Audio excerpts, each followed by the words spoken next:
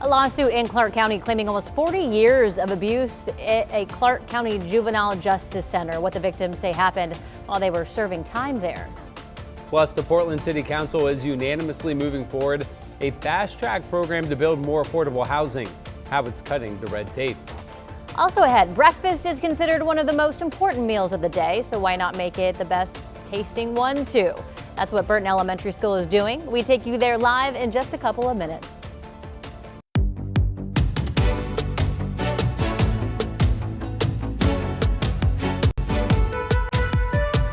Good morning, and thank you for joining us live at 7 o'clock. I'm China Green. And I'm Matthew Herchick. Glad to have you on this Thursday morning. Rod Hill, Chris McGinnis standing by with a look at weather and traffic. A little bit of fog there. Is that what that is, Rod? Yeah, this is down in Salem. That's kind of our fog bullseye in terms of the live cameras we have available in our network. This is not widespread fog everywhere like it was yesterday, but Salem is certainly fogged over. That's the state capital that you cannot see. 33 degrees is the number. Have not had fog coming into Portland on the flip side. Remember yesterday, you could barely see I-5 and you could see nothing else. But now good visibility, partly cloudy skies up top, temperature sitting at 36 degrees. And I've shown this camera a lot in the last hour because it's just gorgeous. This is the rising sun right there from our Chehalem tasting room camera out in Sherwood, where it is freezing, 32. Certainly some frosty spots around and foggy areas around. Sun is now up. 35 is the number on average out the door.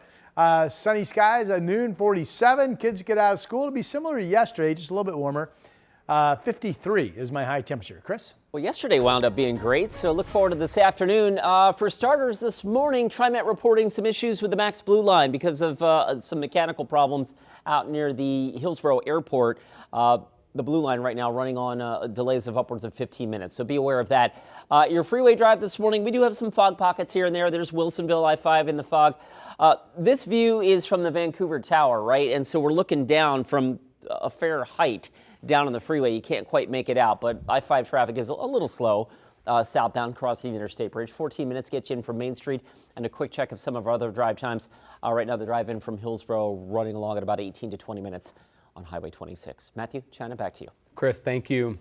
Developing this morning in Clark County, a lawsuit alleges decades of widespread sexual abuse in the county's Juvenile Justice Center. The abuse is alleged to have happened over almost 40 years. Sunrise reporter Thomas Schultz joins us in the newsroom. So Thomas, walk us through this lawsuit. Well, guys, an attorney for the survivors says they never met, but their stories of abuse are very similar. The new civil lawsuit claims the victims were detained at the Clark County Juvenile Justice Center as children from 1978 all the way to 2014. It alleges detention staff members used their power to groom, threaten, and sexually abuse the kids. Plaintiffs say in some cases they were sexually assaulted during strip searches or isolated in supply closets or other blind spots. They say staff members threatened to harm victims to silence them. When victims tried to speak up, the lawsuit alleges they were ignored. Just based on the similarities of abuse and the countless youth who have gone through the youth correction facility, I have to imagine that there's others out there who maybe they've held this their entire lives, haven't told anybody. We reached out to a Clark County for statement. They said they do not comment on pending litigation. We followed up to ask about a person named in the lawsuit who appears to still work for the Juvenile Detention Center. We didn't hear back on that. China. Thank you, Thomas. And a reminder, if you or someone you know is a survivor of sexual assault, know that help is available 24/7. You can call the National Sexual Assault Hotline at 1-800-656-4673. In an update, our sister station, Seattle, has identified the suspect and one of the 4 victims in Tuesday's quadruple stabbing through court records and a family member. The 32-year-old suspect is named Alexander Shablikin, and his mother, who was stabbed to death, has been identified as Zoya Shablikina. A recap on what exactly happened. So on Tuesday morning, a deputy was on the way to serve a no-contact order when neighbors called 911 to report that a man was stabbing people outside the home. When the deputy arrived, they saw the attack and shot the suspect. All 4 stabbing victims died. Court records show a history of violence at the home, including a mother repeatedly seeking protection from her adult son. Our sister station, Seattle, spoke with a suspect's sister who lost her mother and brother in all of this. Through Facebook messages, she said, quote, "He stayed with us in Ording in the garage for a year and was on his meds until he decided to stop taking them," adding that it was day 3 off his meds for bipolar. Perhaps the most heartbreaking statement of all, she described her mom and brother's relationship like this: "She died loving him." We're still working to learn who the other 3 victims are. And if you or someone you know is experiencing domestic violence and needs help or support, the National Domestic Violence Hotline is available 24 hours a day. You can call the number there on your screen, 1-800-799-7233. All calls are confidential. Portland City Council has unanimously approved a plan to rezone 19 properties to allow nonprofits and public agencies to expand or preserve affordable housing. The idea is to remove red tape for those organizations to fast-track projects on land they already own. When our team visited one of those properties in the Centennial neighborhood, longtime neighbors expressed concerns, saying they've watched the existing affordable housing complex attract homelessness and crime. We had a homeless camp in our backyard for almost 2 years with no city input or help. My fears are that more people are going to come into our yard. For instance, a month and a half ago, we had a guy screaming on our front step. Another project includes 16 homes in the Cully neighborhood to be developed by Habitat for Humanity. And while the Olympics have come and gone, the action in Milan Cortina is not over, with the Paralympics set to start next week. 2 Oregonians are set to hit the slopes as part of the U.S. Paralympic ski team. Catherine Cook spoke with both of them. We just got to Salt Lake City. A pit stop on the road to Cortina for downhill skiers Anna Sowens and Ravi Drugan. The Olympics are over, but the Paralympics are just beginning. Both Oregonians qualified in all 5 alpine ski events in next week's Paralympics. Sure, we're considered the best in the world, but there's no reason anyone else can't make it here and do that. And that's, Anna being here this year is just proof of that. 10 years ago, Anna broke her back falling at an indoor rock climbing gym in Portland. Her injuries changed her life, but she refused to let them hold her back. In 2018, Anna became the first paraplegic woman to summit Mount Hood. Since then, she's been helping others with physical disabilities know that they too can set the bar as high as they want to. It can be tiresome if you hear day after day, "Oh, you're such an inspiration for just going grocery shopping or putting your wheelchair in your car." But there are people doing really exceptional things, and I think it's important to get that message out. Growing up in Eugene, Ravi dreamed of making it to the X Games on a skateboard. When he was 14, he lost his legs above the knee after getting hit by a train. Wanting his son to stay active, Ravi's dad signed him up for a ski trip in Bend through Oregon Adaptive Sports. He never looked back, just forward, on skis, around 70 miles an hour. Let's go, Ravi! I'm more capable than the average person when I'm on the mountain skiing. So it gave me complete freedom to do what I want. And being in a wheelchair, it's super fun to get out there and rip around. Both athletes are grateful for those who'll be watching them back home. Hopefully winning. Chasing their dreams in front of the world. And that was our Catherine Cook reporting. The opening ceremony is set for Friday, March 6th, streaming on Peacock. That's where you can also catch Anna and Ravi. Their first events are on Saturday. We will certainly be cheering them on. Your time now is 7:08. Headed over to Rod Hill for a look at your forecast and the sunrise. Yeah, but we have a nice day coming up. We do have some fog pockets. We have some frosty pockets as well, but certainly not the widespread fog issues we had 24 hours ago. So some cameras for you. Everybody's going to be dry today, and generally partly to mostly sunny skies are coming. Here's Schnookwan's Casino Resort in Lincoln City, 37 degrees. You can see some blue up top. And from the Oregon Veterans Home camera out in the Dalles, I kind of covered up Mount Hood quickly, but good visibility and sunny skies this morning, not much of any wind, and 37. No fog coming into Portland. What a difference 24 hours ago makes. Temperature holding at 36 out along the Columbia at PDX. Here are the other numbers. So the North Valley, most of us are above 32. It is 32 down in Wilsonville, but 35 in Battleground.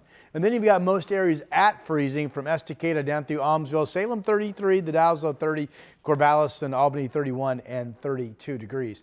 The weather map. It strikes you that temperatures are about the same with partly to mostly sunny skies no matter where you find yourself today. 53 Tillamook, 54 Madras, 54 LeGrand, 50 degrees down in Burns. And our 7-day continues to be dry through the weekend, with the next rain chance not showing up until Wednesday of next week with the front. We'll be low 50s to mid 50s on the weekend, and then we get warmer. It could be 60 on Monday, certainly 60 on Tuesday.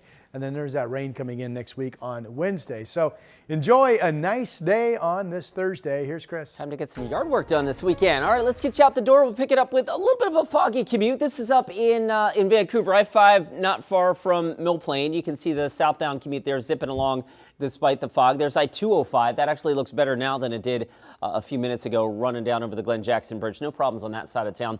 The drive right now, 13 minutes, gets you south on I-5 from Main Street to the Fremont Bridge. Here's a quick check of the Banfield. That is running a little tight. This is westbound coming in from Hollywood towards the I-5 split. And that drive just now starting to peak up a little bit. Meanwhile, the trip in from Hillsborough is up to 17 minutes now from Brookwood Parkway. China, Matthew, back to you. Thank you, Chris. Happening today, the Portland Police Bureau is celebrating Ramadan. Portland Police Muslim Advisory Council is hosting its 6th annual iftar event, breaking the fast for the evening meal during a month of fasting and prayer. These are photos from last year's event. Police Chief Bob Day and Mayor Keith Wilson will join members of the Muslim community to celebrate. Well, it's almost breakfast time here at Burton Elementary School in Vancouver. A new program is bringing fresh flavors and more flexible breakfast options to local school cafeterias. Coming up, we're showing you what students can expect to see on their plates.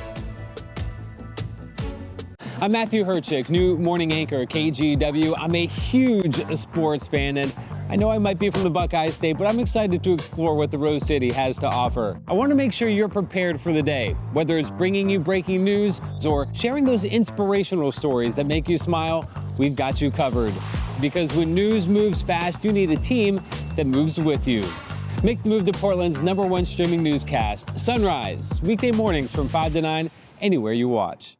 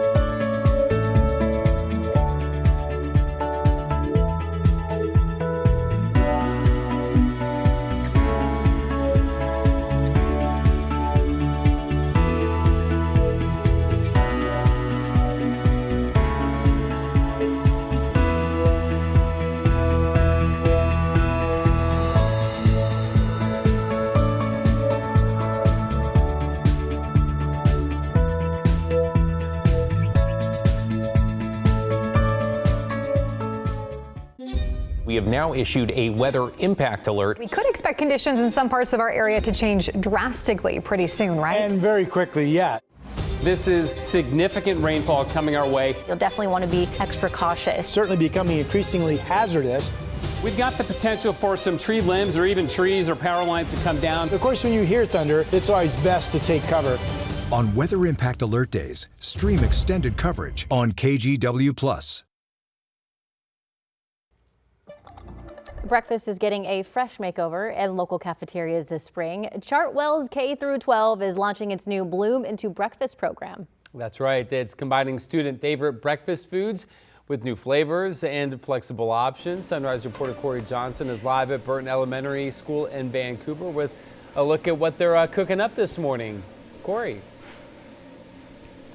Yeah, good morning, Matthew, China. The Bloom into Breakfast initiative, a great idea that has spawned here in order to expand breakfast options into the lunch hours for students. And so I'm here with Chartwell staff, Chef Chris and Melinda. Tell us about the program.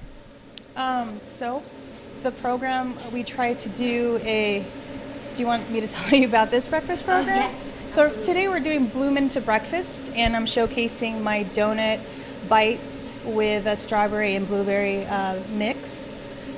This is a nutritious breakfast, but we try to do nutritious, but something that the kids will want to enjoy to eat. And who doesn't want to eat a donut, right? Exactly. So right now, what you're seeing is the blueberry compote with the strawberry mixed together with donut bites, and then we drizzle yogurt on the top, and we pair it with yogurt to make a complete meal.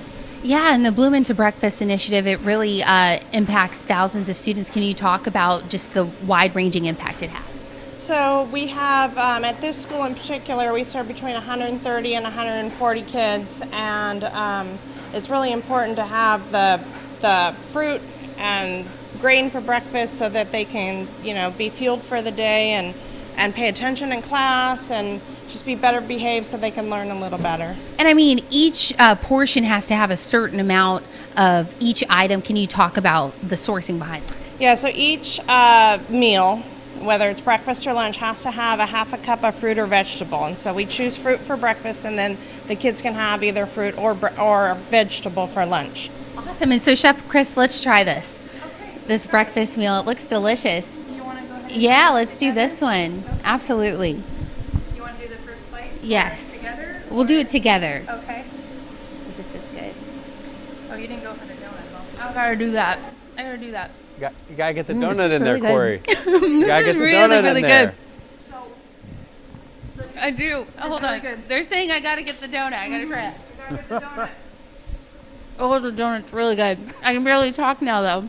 But tell us one last thing, why this is important, the significance of giving students this type of option throughout the day.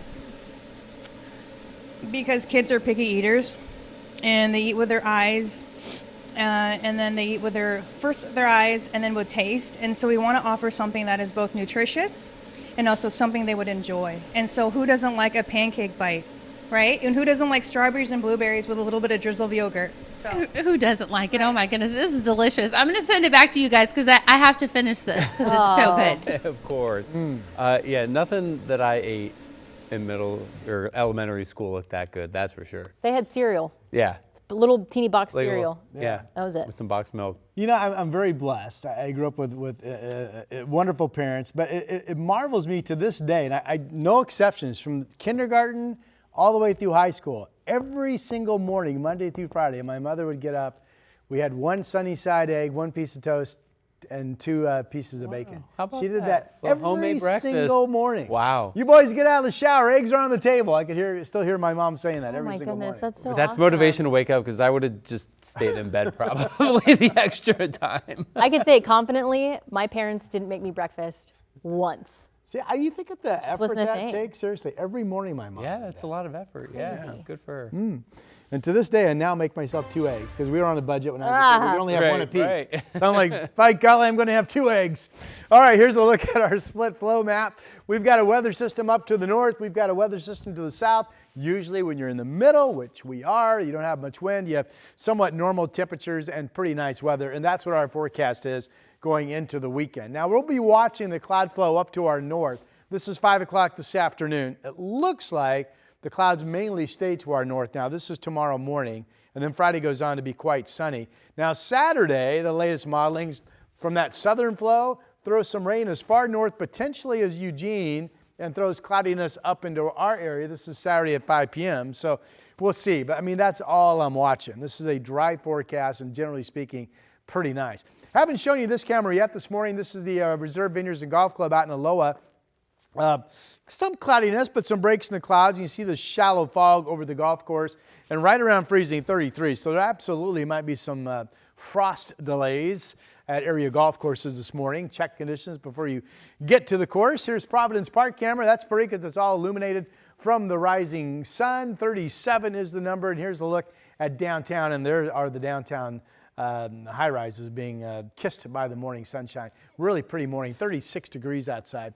Temperatures 35 Kelso, Salem holding just above 32, and Ben's at 27, 18 now out in Baker City. This is the day that everybody across our state in Southwest Washington will generally be looking at highs of 50 or a little bit better with partly to mostly sunny skies. Salem 54, pretty much normal highs for this time of the year, by the way. Southwest Washington similar. In fact, Longview, this shows you folks up to 55 degrees, winds northwest 5 to 15. Foggy areas around, some frosty areas around, but the sun's coming. A similar day on Friday, a little bit warmer in the weekend. We're watching that cloudiness I showed you on Futurecast for Saturday. We'll see what that turns out to be or not. And then all of a sudden we're nearing 60 on Monday, 61 on Tuesday. Next weather system comes in on Wednesday with a temperature of 53. Of course, meteorological spring starts on Sunday, March 1st, which is also what day, Chris? You know this. March Grayson's 1st. birthday. Yeah, Grayson, my wife's birthday. Yeah, Grayson, he remembered.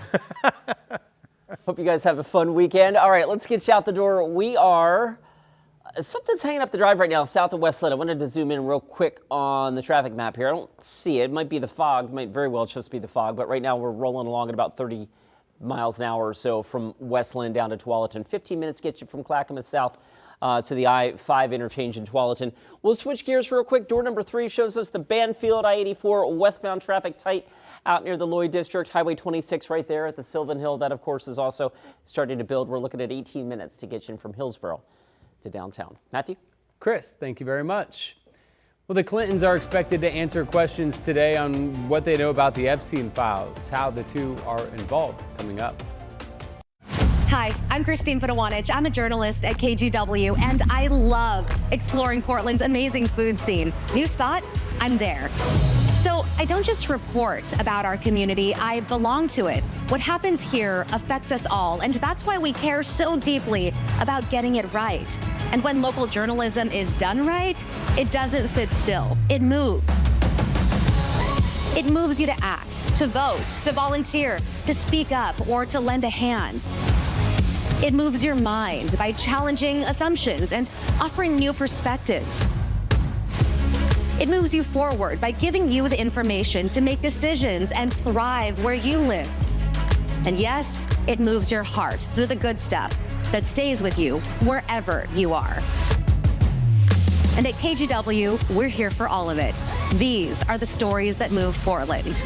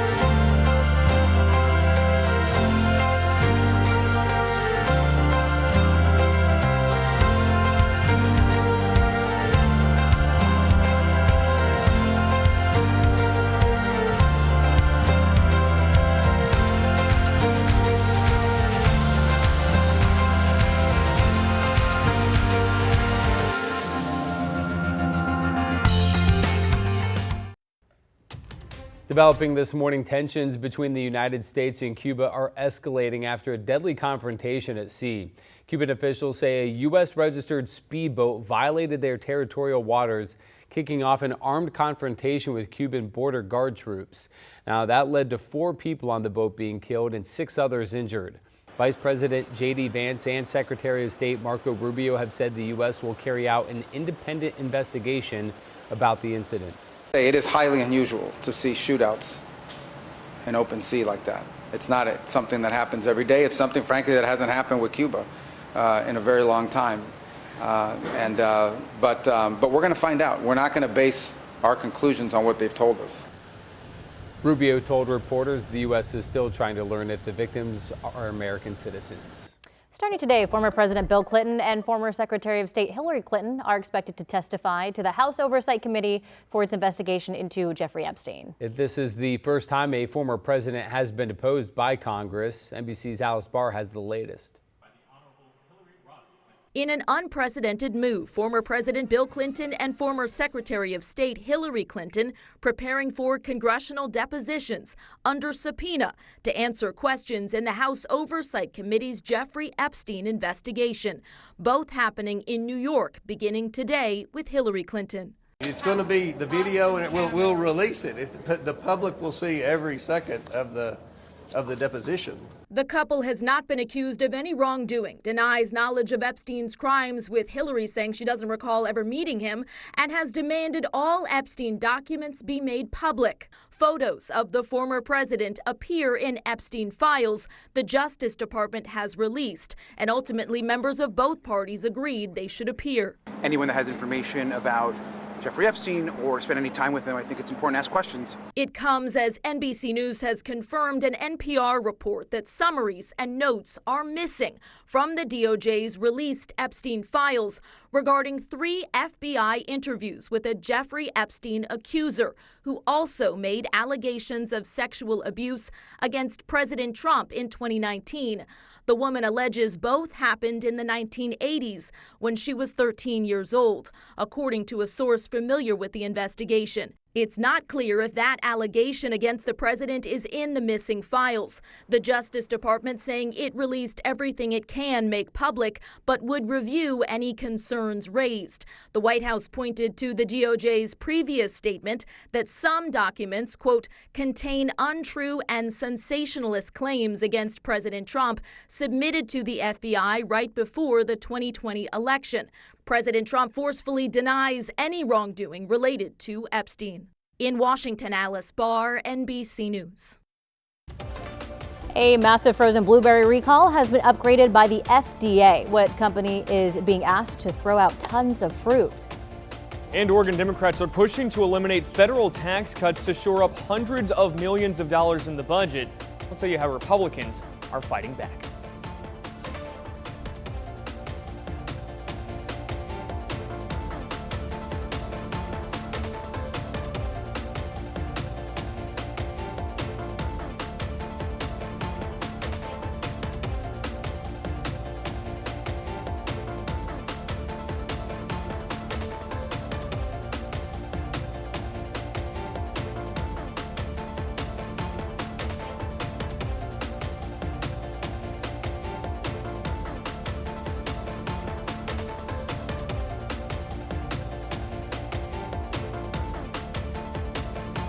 KGW Plus TV app, streaming 24/7. Local news from the team you trust. Track how the weather will impact your day.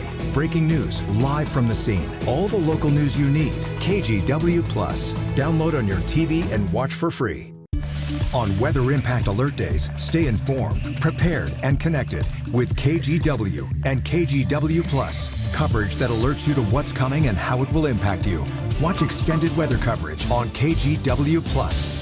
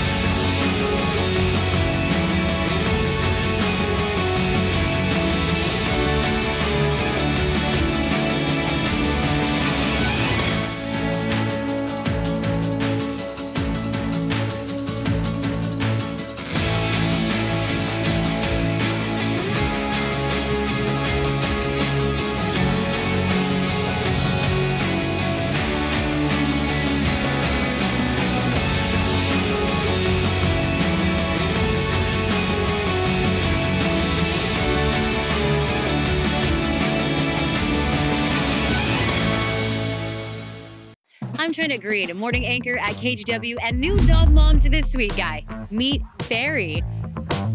I love getting your mornings off to a great start, whether it's sharing stories of resilience and triumph in our community, Or following breaking news from Beaverton to Gresham and everywhere in between.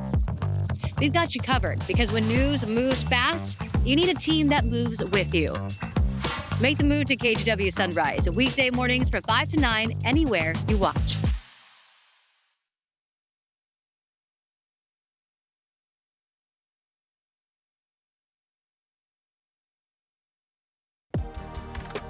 We are coming up on 7:29 on your Thursday morning drive. Not as foggy as yesterday, but there are some fog pockets out there, and that might be hanging up the drive a little bit south of West Lynn. Right now, I-205 from Clackamas to Tualatin running along at about 16 minutes or so.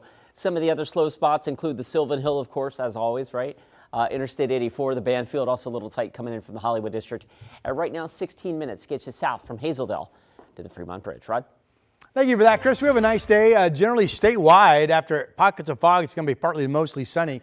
All dry going up over the Cascades. There's Mount Jefferson from our Timberline camera. Sunny over in Central Oregon. This is Warm Springs. You can see the hot springs there at Canita putting the steam up into the air. Going to be beautiful weather. And here is a nice look at downtown Portland as well with the early morning partly cloudy skies. It is foggy in parts of Salem this morning. 36 out at PDX.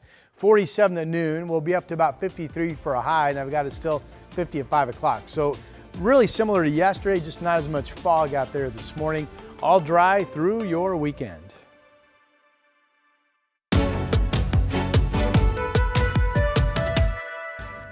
Well, good morning. Winter discount days at the Oregon Zoo are starting this weekend. I think we can see some goats.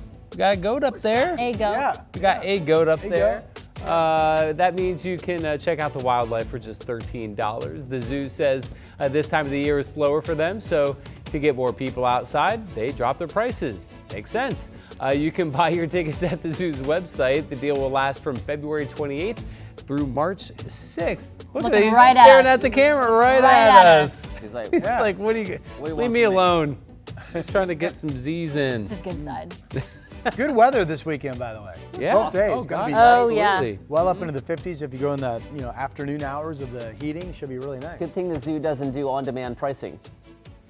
That's Yeah, true. that's Have you true. seen the Yeah. forecast? We should be You might- raising the you might prices. let that Don't up. worry, man.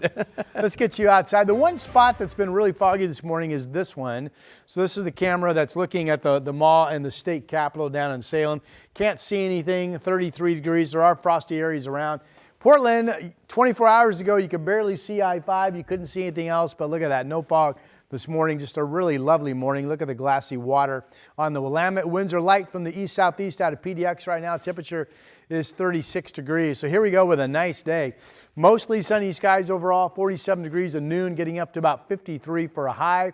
Still 50 at 5 o'clock. And yes, the entire weekend looks dry. We'll have your 7-day coming up shortly. Here's Chris. That sounds awesome. All right, let's get you out the door of the drive. Foggy in a few places. This is I-205 between Westland and, let's say, on your way south towards Tualatin. You can see some fog in the distance there. You can also, of course, see traffic starting to build on the freeway system. So with that in mind, here we go. 25 minutes get you in from Hillsborough on Highway 26. The trip out of Clark County, busy but moving on I-5. Right now it's a 17-minute clip to get you in from Hazeldale down to the Fremont Bridge. Matthew, China? Chris, thank you very much.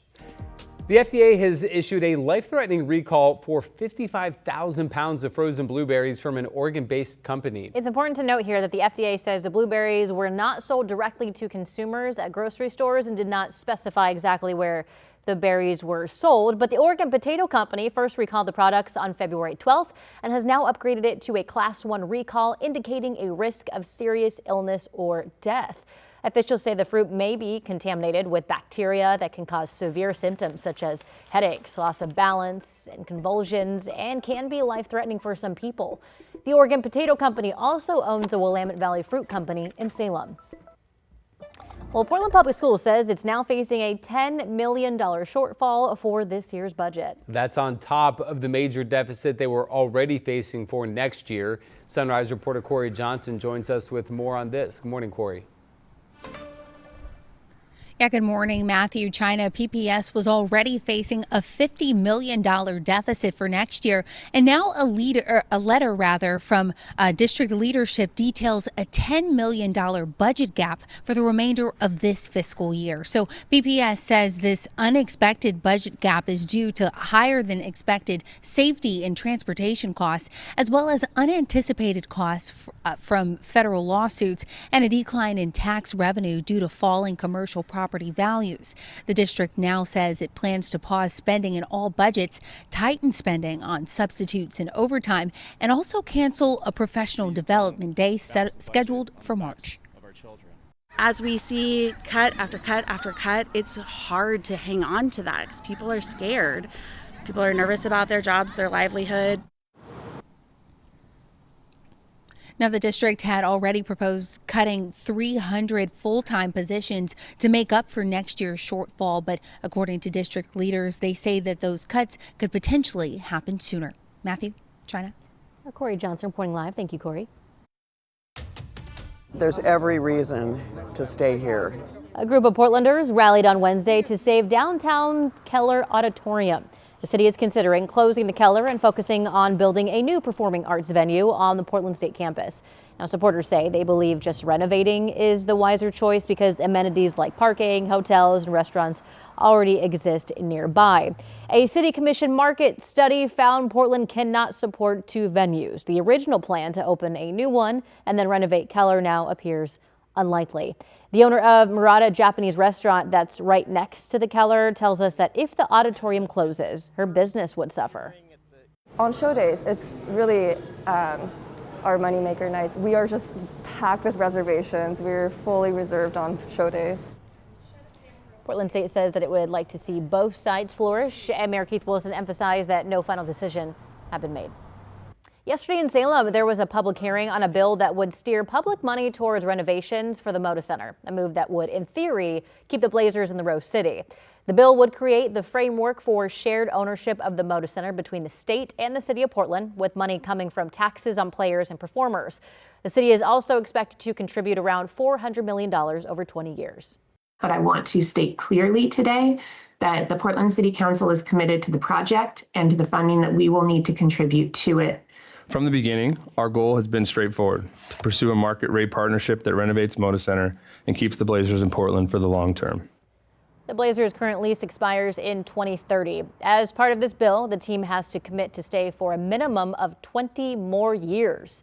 The legislation remains in a Senate committee, but we could see a vote to send it to the Senate floor today. Meantime, a bill passed by the Oregon House would unhook Oregon from federal tax credits passed under President Trump. The move would free up more than $300 million in the budget. One Republican lawmaker says he'll refer this idea to voters. Sunrise reporter Thomas Schultz joins us in studio now. Thomas, how does this work? Yeah, let's get a little bit wonky here, guys. Most of Oregon's tax code automatically tracks changes to federal taxes. So when congressional Republicans extended and expanded major tax cuts last year, Oregon's tax breaks got bigger too. That move blew a hole in Oregon's state budget, and here's the catch. While the federal government can run up a deficit, states cannot. They have to balance the budget. So Oregon is down to two choices here: hike revenue or slash spending. This plan would help plug a budget gap of more than $300 million. Democratic Representative Nancy Nathanson says, quote, "We're choosing to invest in people who live and work here while maintaining school funding, keeping communities safe, and making health care accessible." Across the aisle, State Representative and GOP governor candidate Ed Deal is threatening a referendum shutdown and plans to take the vote to voters. On Wednesday, he said in part, "Oregonians are taxed to the limit while government spending has nearly doubled in 10 years, far exceeding inflation and population growth." He adds this bill would cut jobs and harm Oregon families. Now, if Deal wins his referendum fight, the bill will go straight to voters. And in May, Oregonians are already set to hit the polls for a referendum vote on a huge transportation package that includes significant tax hikes. Matthew. Thomas Schultz live in studio. Thomas, thank you. Meanwhile, state senators unanimously passed a bill that cracks down on so-called speculative ticketing for things like concerts and sporting events. The bill effectively bans people or websites from advertising selling tickets they don't actually have. Governor Tina Kotek will now decide whether to sign it into law. Oregon Republicans are calling on Democrats to stop their effort to put transportation taxes on the ballot this May instead of November. Wednesday was the deadline that the Secretary of State recommended for the bill to be passed to give voters enough time to submit arguments for the voter pamphlet.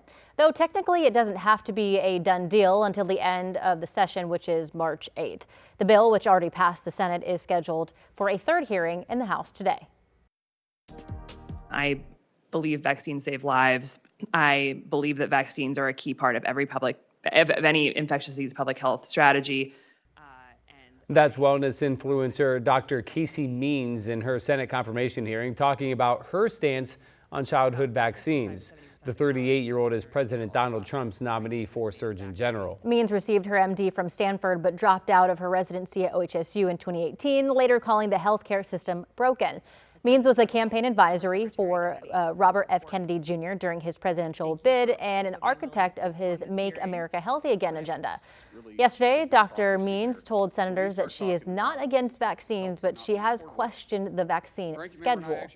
But would you encourage mothers to vaccinate their children with the MMR vaccine, seeing how we've had children die and this outbreak in South Carolina? I'm supportive of vaccination. I do believe that each patient, mother, parent needs to have a conversation with their pediatrician about any medication they're putting in their body or their children's bodies. You're the nation's doctor. Would you encourage her to have her child vaccinated? So when asked about vaccines and autism, Means did not say that she believes there's a link, but also didn't rule it out, saying the science is never settled. Portland officers got quite the surprise when responding to a car that crashed into cement mailbox Tuesday night because the man behind the wheel near Northeast 139th and East Burnside was unconscious. And when they pulled him out, police say that they found a small arsenal in the car, including 2 unregistered AR-15 style rifles, ammunition, and drugs. The driver now faces a list of charges, including 5 counts of being a felon in possession of a firearm. 7:40 on your Thursday morning. Over to Rod for a look at the forecast. Nice little sunrise peeking up there behind you. Yeah, Rod. I got to tell you, being a weather person, it's a very relaxing day. Okay. Just take a load off. We don't have any impact alerts, no advisories. We have fog in Salem, yes, but nothing that's widespread enough that we're really pointing out concerns. Here's the Vancouver, the Springs of the Waterfront camera. Low cloud deck, but plainly you can see the interstate bridge. 38 degrees is the number there. Gorgeous morning in Portland, where we've had 0 fog coming into the city this morning, and we're going to keep the mostly sunny skies with us throughout the day. 36 is the number out at the airport. It is foggy down in Salem, of 31 in Wilsonville. We'll get you down to the Mid-Valley. Down in this area, again, it's a little bit colder. 32 Almsville, Salem, right about freezing. Dallas, Corvallis, Albany, you're all reporting anywhere between 30 and 32 degrees. Mango is our kind of orange hamster this morning, pet of the day at KGW.com. Beautiful shot. Cute little fella, huh? Use that email, petoftheday@KGW.com, and we'll feature your pet on our show. All right, here's our weather map. We have a dry day, and it catches your attention that it's 53 in Tillamook, it's 54 in LeGrand, 50 in Burns, 55 in Manders. So the point is, no matter where you go today, you're going to find similar conditions. My family's up at Mount Hood Meadows today enjoying, and they report absolutely dry pavement all the way up through Government Camp. So good traveling conditions as well. 53 today, 53 tomorrow, dry into the weekend. We may end up with some cloudiness on Saturday, but we think it's dry. And then we're nearing 60 into the first part of the week. We still have 61 Tuesday. First chance of rain returning Wednesday of next week. Here's Chris. That would look almost spring-like. All right, let's get you out the door. Hey, a reminder, today another day of recurring bridge lifts of the Morrison Bridge. Multnomah County doing annual inspection, and so that'll mean multiple bridge lifts lasting upwards of 20 minutes a pop. And of course, the Morrison Bridge connects downtown to I-5 as well, so during those bridge lifts, there could be some backups along I-5. Our freeway drive right now, a little foggy in Wilsonville. That's I-5 northbound traffic right there, moving from the bottom to the top. That's the northbound I-5 drive. That still looks pretty good. Here's I-5 through North Portland. That southbound commute still a little thick out of Clark County, of course. And last but not least, you're driving from Hillsborough, just shy of 30 minutes right now on Highway 26. Got a little sun glare. It's a nice problem to have on a Thursday morning. Matthew, back to you. Sure is, Chris. Thank you. Well, how did an endangered turtle end up in Nova Scotia? This lucky story and how rescuers got her back to the warmer waters of the Bahamas.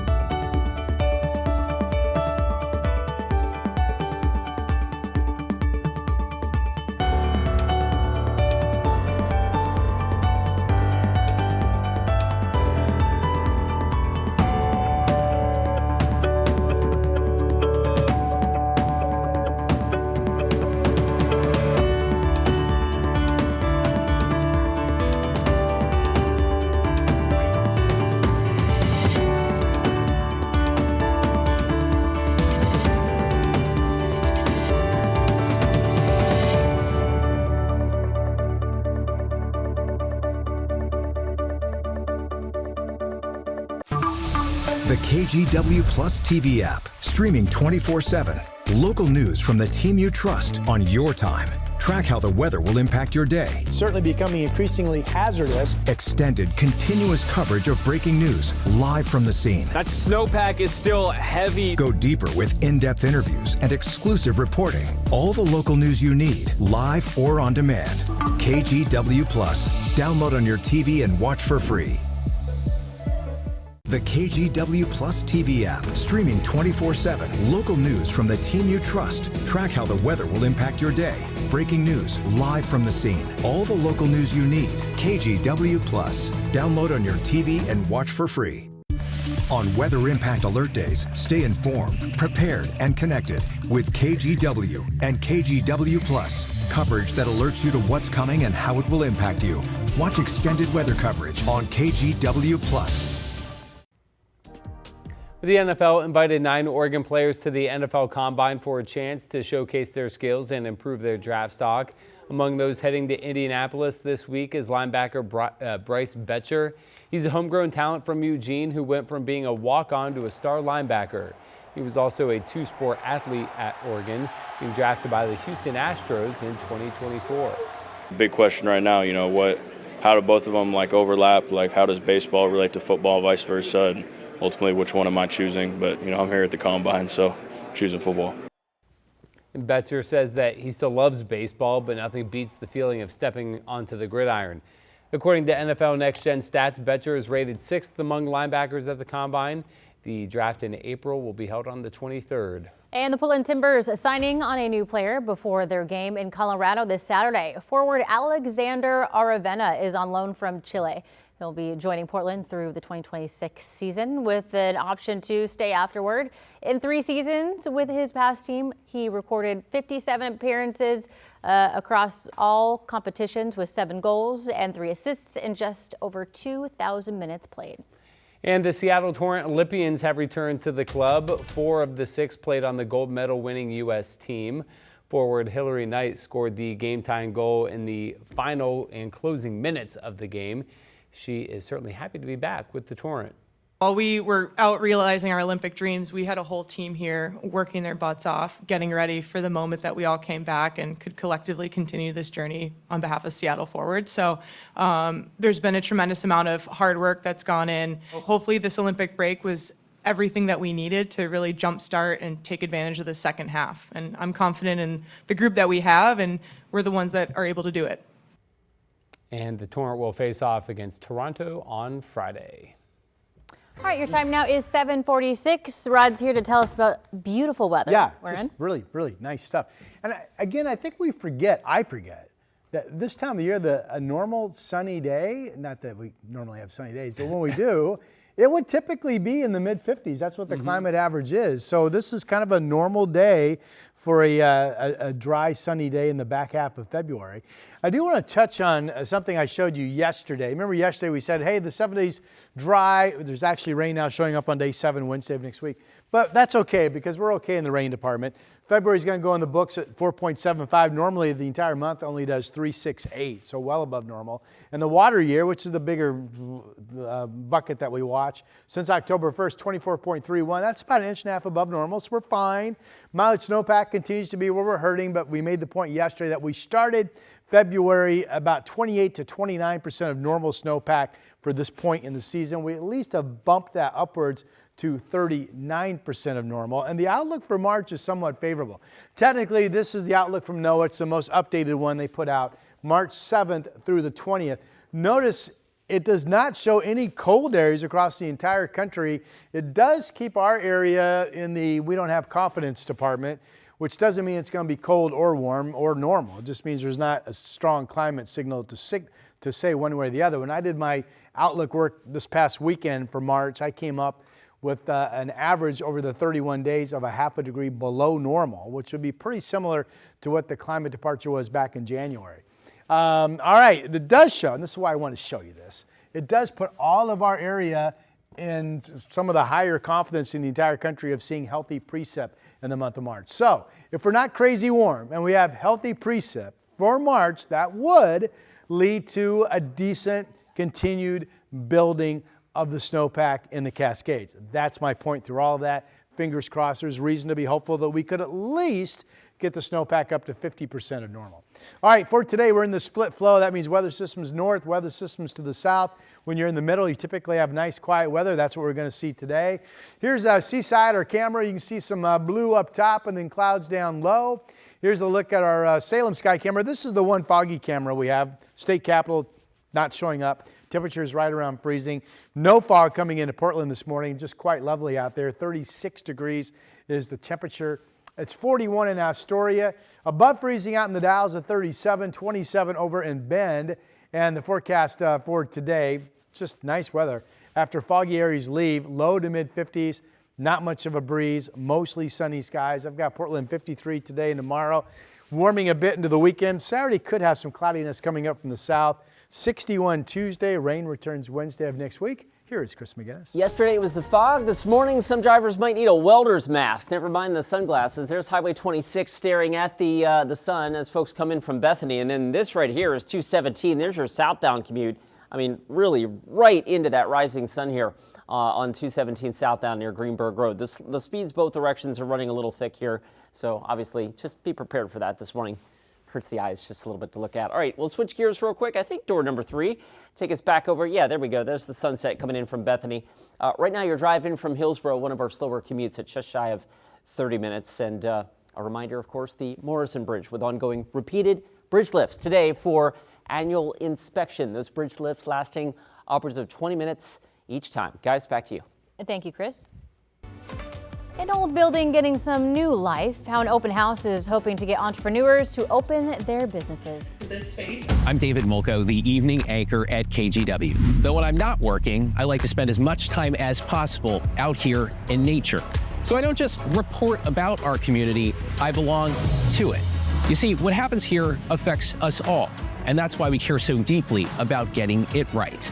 And when local journalism is done right, it doesn't sit still, it moves. It moves you to act, to vote, to volunteer, to talk about it, to speak up, or to lend a hand. It moves your mind by challenging assumptions and offering new perspectives. It moves you forward by giving you the information to make decisions and thrive where you live. And yes, it moves your heart through the kind of human storytelling that stays with you wherever you are. And at KGW, we're here for all of it. These are the stories that move Portland.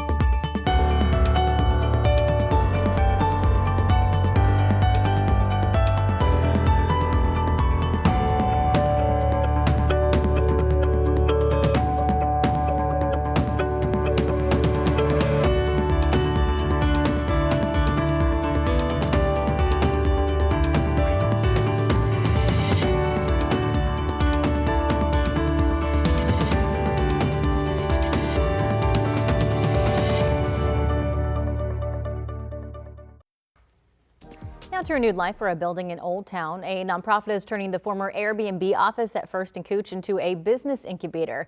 Organizers with Feed the Mass held an open house yesterday, inviting people to check out 4 floors of office space decorated with themed meeting spaces, hammocks, and multiple kitchens. Feed the Mass is hoping entrepreneurs will catch a glimpse and want to join their mission to revitalize the neighborhood. Our focus is we want to start changing that reputation, and the way we do that is by bringing people into the space, bringing community, bringing family, and the more foot traffic of good things happening, I feel like good things are going to change in this community. Feed the Mass is hoping to get 20 to 30 businesses and community groups signed up for the space by the end of March. To the coast now, where a logger near Seaside had to be airlifted to a Portland hospital after a log rolled on top of them. This was along Highway 26 just after noon yesterday. The logging crew was able to free the worker and meet first responders at a rest area. No word on the logger's condition. And speaking of coastal rescues, a rare and endangered turtle was stuck in Canada this winter. Juliana Grillo tells us how a team is helping Lucky get back to warmer waters. Hypothermic, weak, and emaciated. That's how Lucky the juvenile sea turtle was found in Digby back in the fall, when it is far too late and far too cold for her to swim back south. She's a Kemp's Ridley sea turtle, a species so endangered that it experienced a 90% population decline in the last 75 years. These turtles travel north to feed in the summer, and then back to their warm Caribbean waters in the rest of the year. After months of specialized care at the Atlantic Veterinary College in PEI, Lucky is traveling to the Bahamas. But it's not as easy as just booking a ticket. So you need a lot of permits. You're not allowed to just move endangered species across international borders. The United States government had gone into its shutdown when Lucky first arrived, which means that this just wasn't a viable option in this case, and we had to look at different possibilities. And we were thrilled that Bahamas was willing to take Lucky. It's at Atlantis Paradise Island, which is a resort that's pretty well known, I think, in our area, but also has this amazing animal care facility and rehabilitation facility. Martin is traveling with Lucky's veterinarian. They carried bags with small heaters, blankets, and other things to keep this tropical animal cozy. Initially, the plan was to get in the vehicle, travel directly from Charlottetown to Halifax, and get on a plane, but the snowstorm made that a big challenge. So we actually had to come a full day early and then figure out how to logistically care for an aquatic sea turtle in a hotel environment. As you can imagine, that faced lots of challenges. And so we brought that type of salt I mentioned that's specific for aquatic species, and we mixed that in a bathtub full of water, but even little things like making sure we clean and disinfect the tub so there's no residue, for example, from previous shampoo or body lotions and things like that might have been in it. Those things are all details we take into account. When Lucky arrives, a team in Atlantis Paradise Island, Bahamas will take her to her new temporary home. She will stay in the Wildlife Center in quarantine for a month until she's cleared to be released.